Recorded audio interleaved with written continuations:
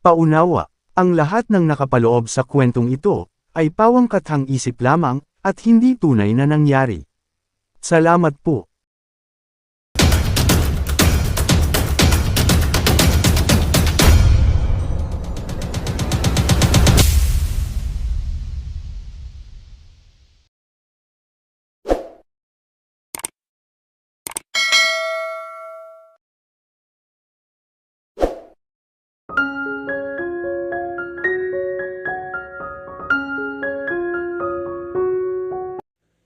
Hinawin niya ang kortina sa salaming bintana at tinanaw ang buong syudad ng Davao. Gabi na at nakikita niya ang sari-saring ilaw ng syudad. Maliban sa countryside, ang downtown ng Davao ay para ding Maynila. Ang Gaisano Mall ay walang pinagkaiba sa SM. Of course, maliban sa amoy ng mga prutas sa ere, lalong-lalo na ang durian. Napangiti siya sa naisip. 3 araw na siya rito sa Davao. At sa unang araw pa lang ay bumili siya agad ng durian. Ipinangako niya sa sarili na mag-uuwi siya ng isang kahon ng durian sa pag-uwi niya sa Maynila.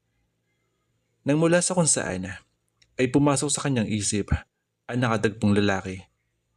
Iyon ang pangalang sinabi ng guide, Dr. Sturgeon Puentevilla, ang napakagwapong doktora. Hindi niya maisip na bakit niya tinawag itong gwapo.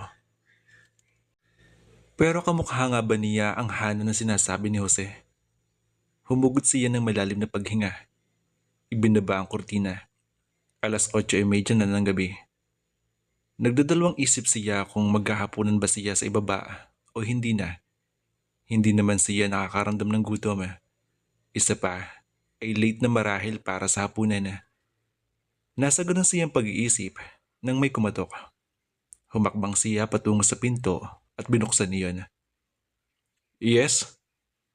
Napasinghap siya nang makita kung sino ang nasa harapan ng pinto. Ang lalaki sa hilltop, ang doktora. May hawak na tray ng pagkain. Hay! Nakangiting bati nito. Namangha si Cassandra sa ngiting iyon.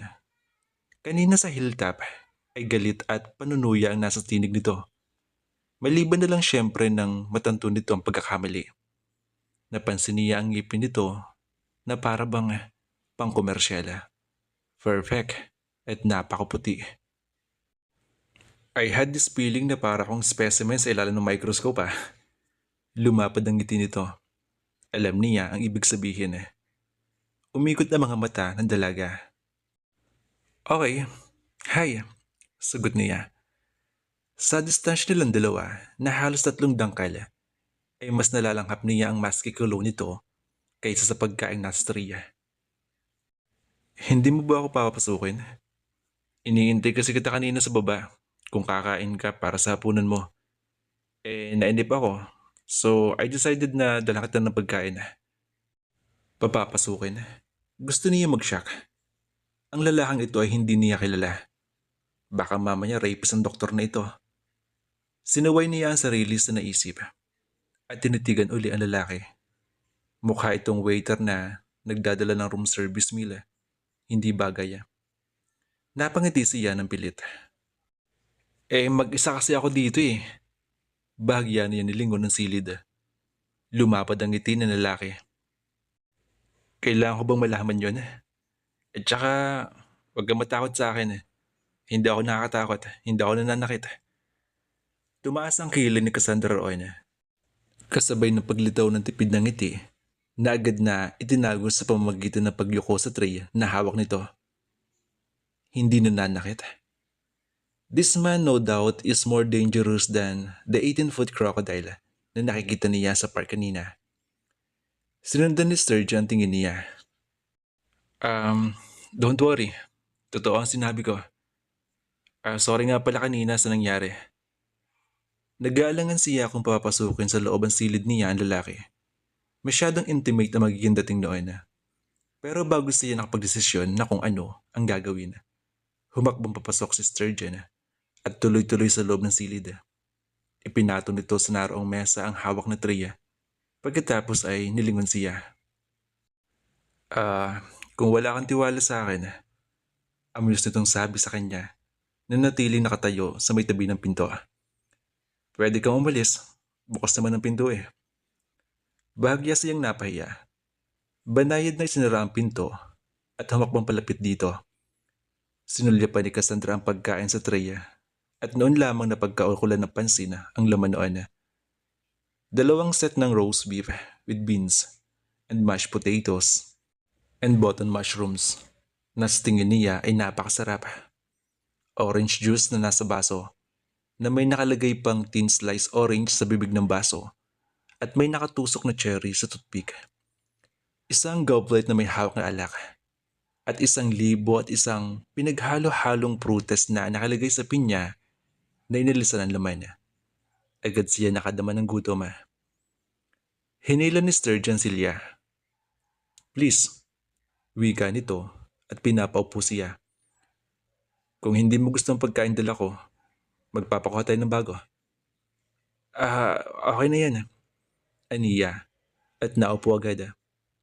Ang mga tuhod niya ay nagsimula ng mga toga na naiinis siyang nag-iisip. Ano ang mayroon sa lalaking ito at hindi siya mapalagaya? Marami siya nakakilala at nakakadate ng mga lalaki. At hindi lang basta lalaki. Napakagwapo ng mga iyon. Pero hindi pa siya nakaramdam ng ganito. Ngayon lang na para bang ang puso niya ay tatalon na para bang gustong umalis sa kanyang katawan. Kahit si Luis ay hindi ganun ang epekto sa kanya. At isiping ito ang ikalawa nilang paghaharap. Hinila ni Sturgeon ang katapat na silya at naupo. Well, kakain na ba tayo? Nakangiting anyaya nito. Inalis sa treya ang mga pagkain at ibinaba sa isang silya ang treya. Parang makakatanggi pa ako nito sa ganitong pagkain. Ngumiti siya. Gusto niya maging casual ang dating. Nakakailang subo na si Cassandra at alam niyang halos hindi ginagalaw ng lalaki ang pagkain nito at pinagmamasdan siya. Ang mga mata nito ay nakatutok lang sa kanyang mukha na para bang kinakabisa. Hindi niya alam kung bakit bigla siya nakaramdam ng pag-iinit. Pag-iinit na lumukob sa kanyang dibdib. Hindi niya alam kung bakit. Isang simpleng tingin lang ang ginawa ng lalaking ito ay nagre-react ng katawan niya. Anong simple? Ang utak niya. Hinuhubaran ka niya sa tingin. Malakas siya. Lalaki siya. At para ba may gusto siyang gawin sa'yo? Wala sa loob na niyoko niya ang sarili. Pakaramdam niya ay safe siya. Safe siya sa suot niya na blusa at mayroong siyang pangilalim na suot. At natitiyak niyang hindi nito mahalatang ipinagkalulo siya ng kanyang katawan.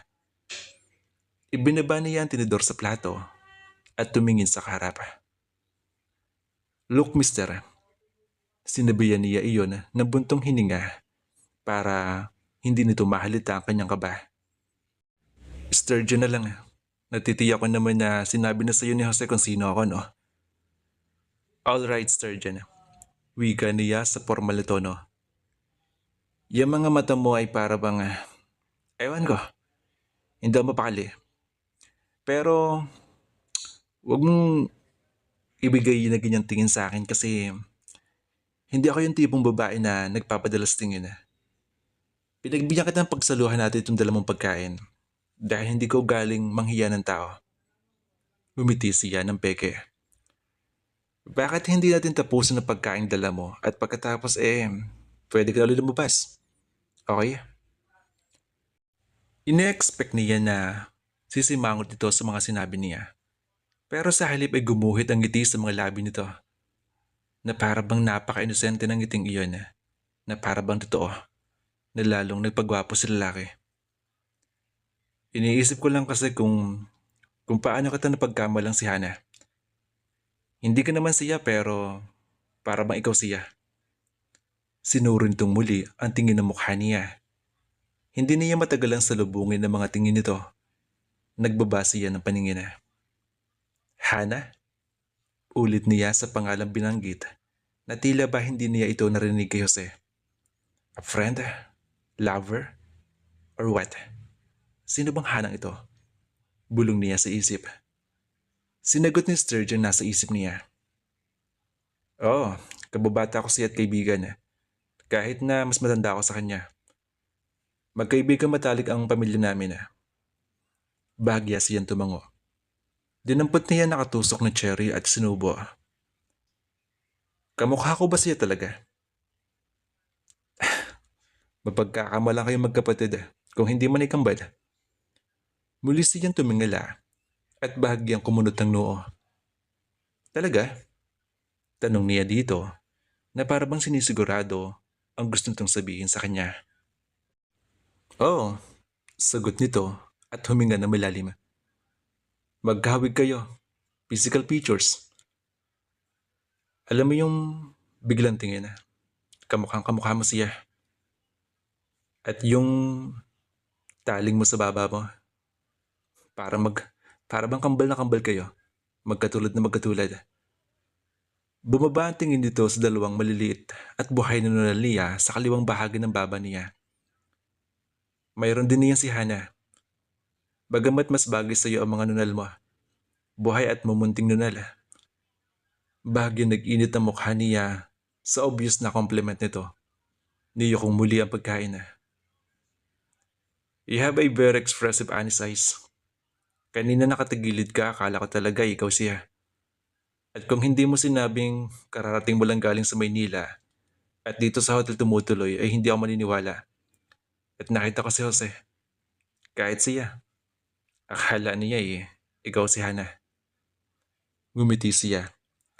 At sa paningin ni Sturgeon ay biglang sumikat ang araw sa buong silid. So baka ako yung nawawalang kapatid niya. Pabiro niya sabi. Baka may tinatago palang sekreto ang papa ko noong binata pa ito. Gumanti ng ngiti at biro si Sturgeon. O di kaya ay ang tiyo Enrique ang may sekreto noong binata pa siya. Sabay sila nagtawanan. Pagkatapos ay biglang pumorpal si Sturgeon at muling itinuon sa magandang mukha niya ang mga mata.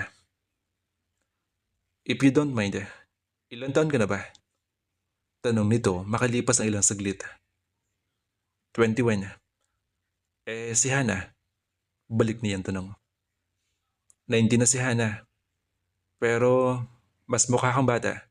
Parang teenager lang. Seryoso sagot nito. Paano ka nakakasiguro na hindi nga ako si Hana ngayon? May bahagyang hamon niya sa pabirong tono. Gayong kasasabi mo lang na magkamukha kami and she falls of tricks.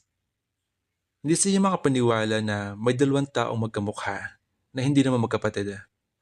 But then life is so strange. Na-check ko yung ID mo sa reception.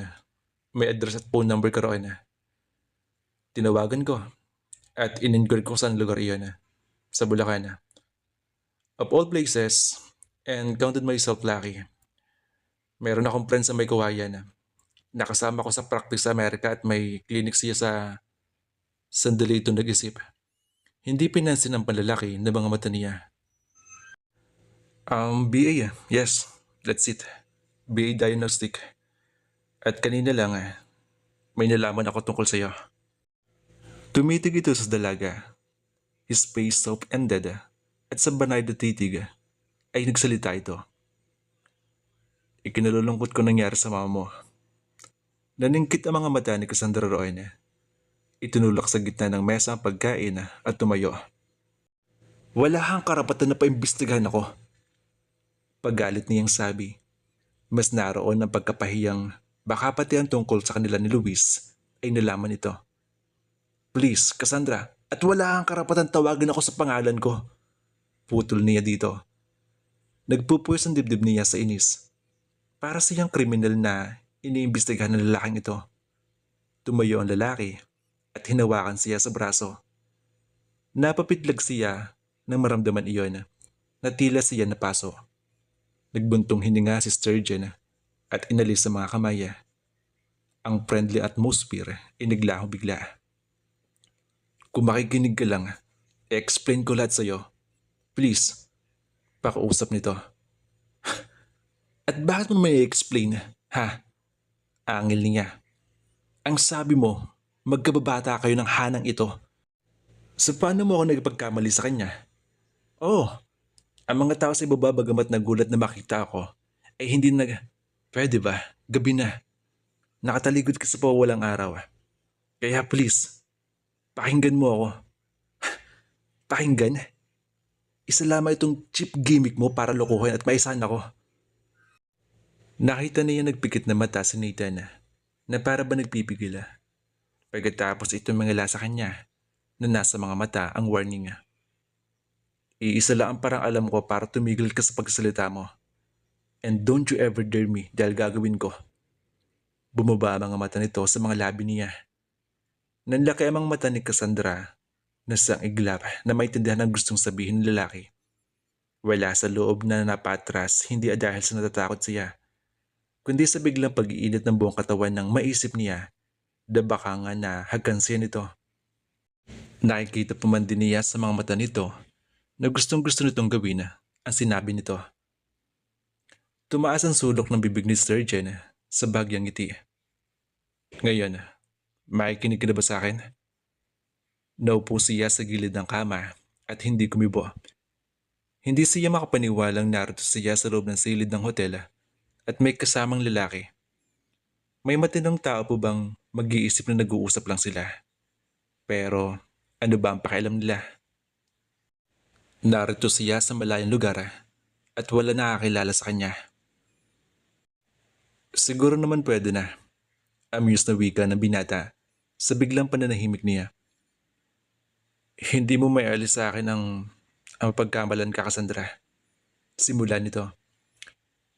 Dahil nga sinabi ko, kamukha mo siya. And kahit na mas matangkad ka sa kanya, lagi siya nakasuot ng high heels kaya hindi masyado mapupunay yun. Pangalawa, nang nakita kita na kamukha mo si Hana, hindi ko maisip na ginagawa mo ito na para bang naglalaro ka. Umalis siya dito dahil pag hindi rin ako ang gusto niya sama, ay naglalaya siya.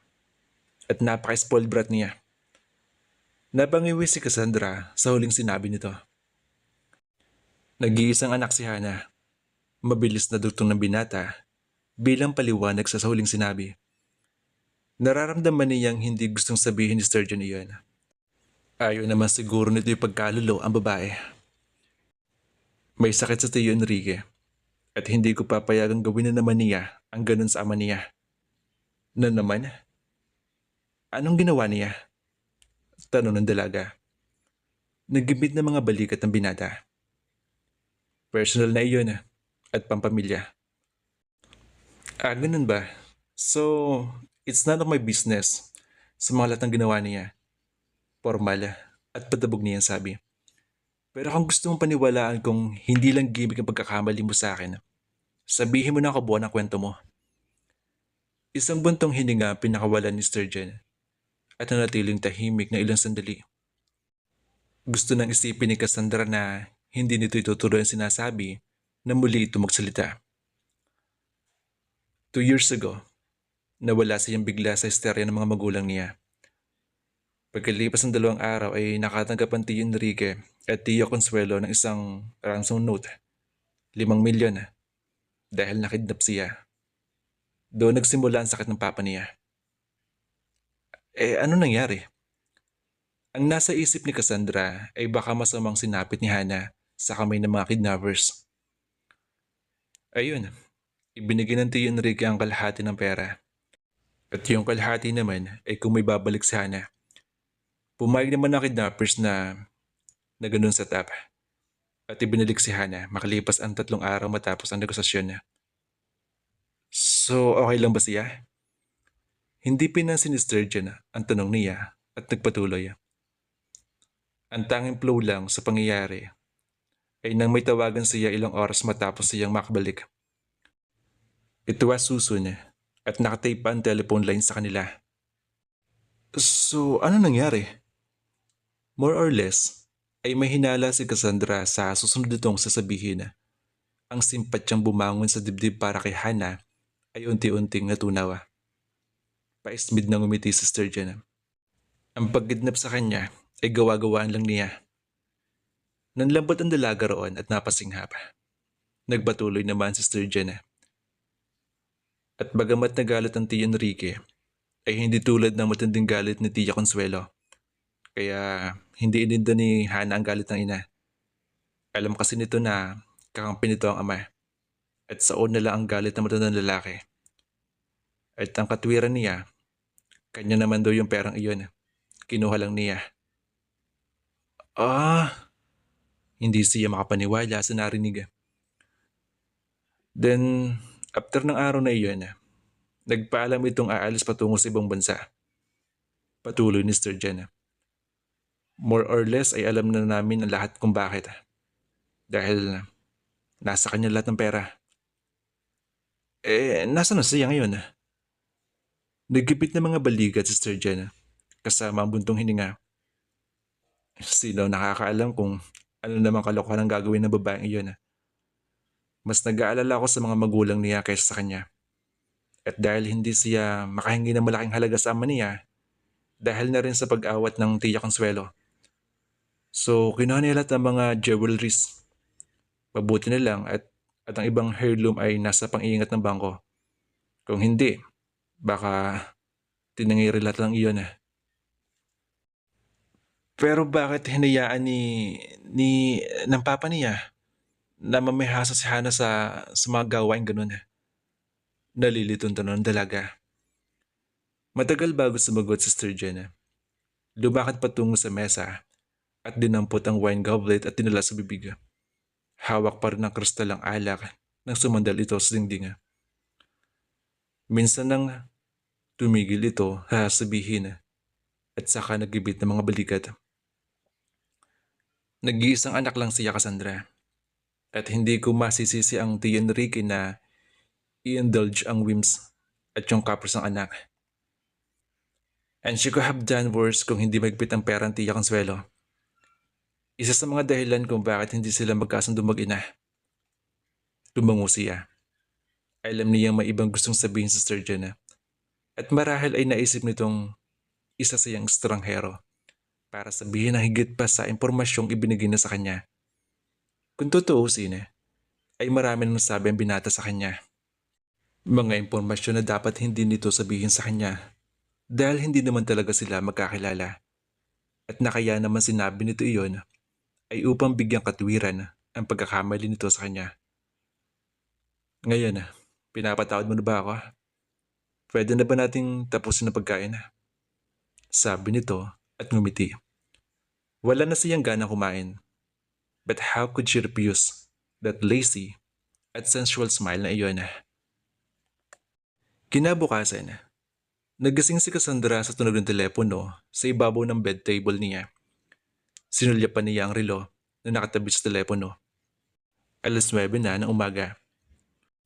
Nakakagawa na niya noon na maaga-laga siyang nagigising.